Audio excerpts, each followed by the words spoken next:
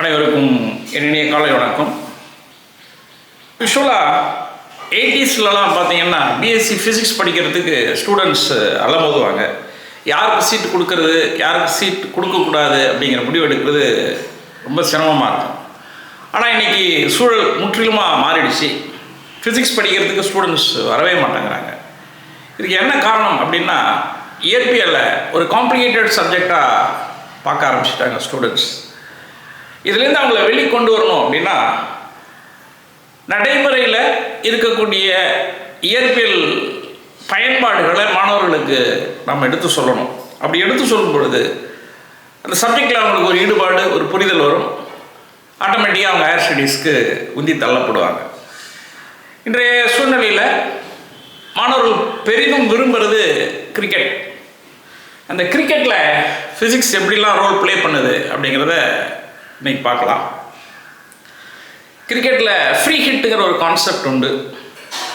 No ball ஒருத்தர் போட்டுட்டாருன்னா அதுக்கு அடுத்தது ஒரு பால் கொடுத்து அதை அடிக்கலாம். அப்படி அடிக்கக்கூடிய பால் கேட்ச் ஆனாலும் அது அவுட் கிடையாது, ஆனால் ரன் அவுட் உண்டு.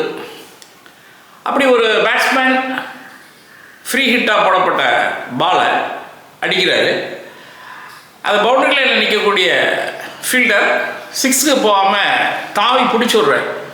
பிடிச்ச உடனே அந்த பாலை கையில் வைக்காமல் ரன் அவுட் ஆகணுங்கிற நோக்கத்தில் வேகமாக அந்த பாலை கீப்பரை நோக்கி வீசி விட்றாரு.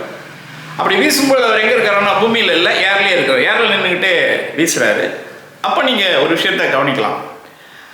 அவர் வேகமாக பந்தை வீசும்பொழுது உடலினுடைய ஒரு பாதி ஒரு பக்கம் திரும்பும், இடுப்புக்கு கீழே உள்ள பகுதி ஆப்போசிட் டைரக்ஷனில் திரும்பும். அதாவது அவருடைய உடம்புல டார்க்கு 2 விதமாக செயல்படும். இடுப்புக்கு மேலே ஆக்ட் பண்ணுற டார்க்கு பந்து வீசப்படுகிற திசையை நோக்கி இருக்கும். இடுப்புக்கு கீழே கால் உட்பட ஃபேஸ் பண்ணுற டார்க் வந்து ஆப்போசிட் டைரக்ஷனில் இருக்கும். இதில் என்ன இயற்பியல் தத்துவம் இருக்குது, எதனால் இப்படி அந்த ஃபீல்டர் பண்ணுறாரு அப்படிங்கிறதான் இந்த பதிவில் நம்ம பார்க்க போகிறோம். இப்போ யாரில் நின்று பிடிச்சி கீப்பர்கிட்ட பால் எறியக்கூடிய அந்த ஃபீல்டர் இருக்கார் பாருங்க, அவர் ஸ்டெபிலிட்டியை மெயின்டைன் பண்ணிக்கணும்னா, அதாவது தலைக்குப்புற விழாமல் கரெக்டாக லேண்ட் ஆகணும் பாலை எரிஞ்சிட்டு அப்படின்னா, அவருடைய ஆங்குலர் மொமெண்டம் மாறாமல் இருக்கணும். அதாவது கோண உந்தமானது மாறாத மதிப்பை உடையதாக இருக்கணும். இயற்பியலில் கோண உந்தம் அப்படிங்கிறது டார்க்கோட தொடர்படுத்தப்படுது. மொமெண்ட் ஆஃப் த ஃபோர்ஸ் தான் டார்க்கு. அதாவது ஒரு அச்சை பற்றி செயல்படக்கூடிய சுழற்சி விசையை நம்ம டார்க்குன்னு சொல்கிறோம். அந்த டார்க் அப்படிங்கிறது rate of change of angular momentum. அதாவது கோண உந்த மாறுபாட்டு வீதம், காலத்தை பொறுத்து கோண உந்தம் எப்படி மாறுதோ அதுதான் டார்க். இப்போ நமக்கு என்ன வேணும்னா, அவருடைய கோண உந்தம் மாறவே கூடாது. அப்படி மாறாமல் இருந்ததுனா தான் அவர் நிலைப்புத்தன்மையோட லேண்ட் ஆவார், இல்லைன்னா குப்பரடிச்சு விழுந்துருவார்.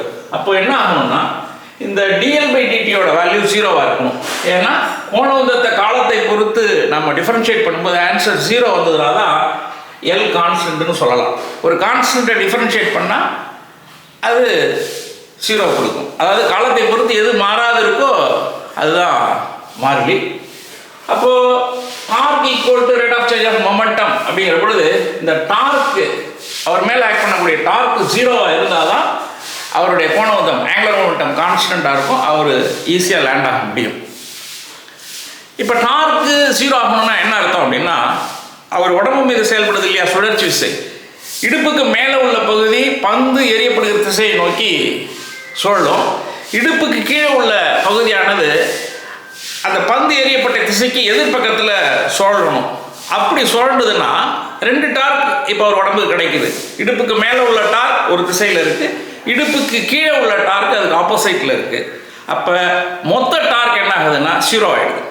அப்போ total torque realised by the body is 0. இப்போ பாருங்கள், டார்க் 0 ஆகிடுச்சுன்னா கோண உந்தம் மாறாது, எல் வந்து கான்ஸ்டன்ட் ஆகும். அப்போ ஒரு நிலைப்புத்தன்மையோட கீழே இறங்குவார். இது எப்போ அப்படின்னா, பந்தை பிடிக்கக்கூடிய பவுலர் ஏரில் நின்றுக்கிட்டே அந்த பந்தை தூக்கி கீப்பர்கிட்ட எறியும் பொழுது இதை நாம் உணரலாம்.